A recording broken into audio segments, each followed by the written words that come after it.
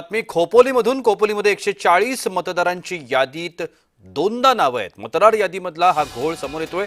खोपोलीतील एकाच प्रभागाच्या मतदार यादीमध्ये हा घोळ झालाय। आम आदमी पार्टीचे डॉक्टर रियाज पठाण यांनी हा प्रकार उघड केलाय।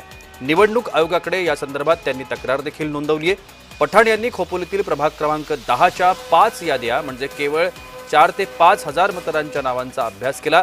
यामध्ये 140 मतदारांची नावं दोनदा आली असल्याचं त्यांच्या निदर्शनाला आलं। या व्यतिरिक्त कायमस्वरूपी स्थलांतरित मयत यांची देखील नावं यादीमध्ये 10 वर्षांपेक्षा अधिक काळ कायम असल्याचं पठाण यांच्या निदर्शनाला आलंय। याबाबत पठाण यांनी खालापूर तहसीलदार यांच्याकडे तक्रार देखील नोंदवली आहे।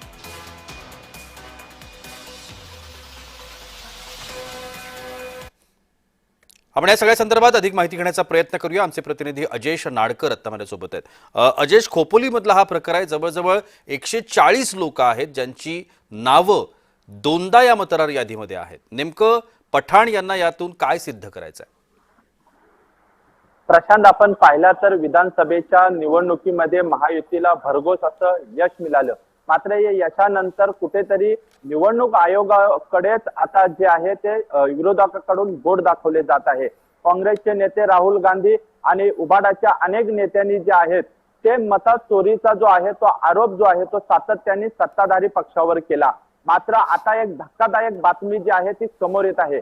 आपण पाहायला गेलो तर खोपोलीचा एक प्रभाग क्रमांक आहे, ज्या प्रभाग क्रमांकात 5 ते 6 हजार मताचा आकडा असू शकतो। मात्र याच प्रभाग क्रमांकात 140 मताधिक्य जे आहेत मतदानांची नावं ही डबल आल्याचं चित्र पाहायला मिळत आहे। आणि त्यामुळे कुठेतरी निवडणूक आयोगाकडे आता ही तक्रार जी आहे त्या आम आदमी पार्टीचे जे पदाधिकारी आहेत रिजवान पठाण यांनी केलेली आहे। आणि त्यामुळे आता रायगडमध्येही अनेक मतदारसंघात अशा पद्धतीचा मतदान यादीत घोळ झाला का असा या निमित्ताने तर सवाल उपस्थित होतोय।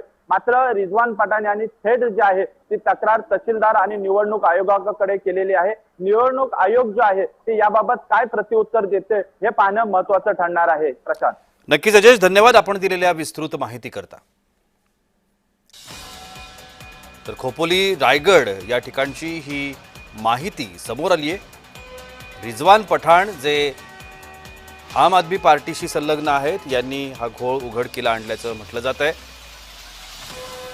जवळजवळ 140 मतदारांची नावं ही यादीमध्ये दोनदा आल्याचं त्यांनी निदर्शनाला आणून दिलं।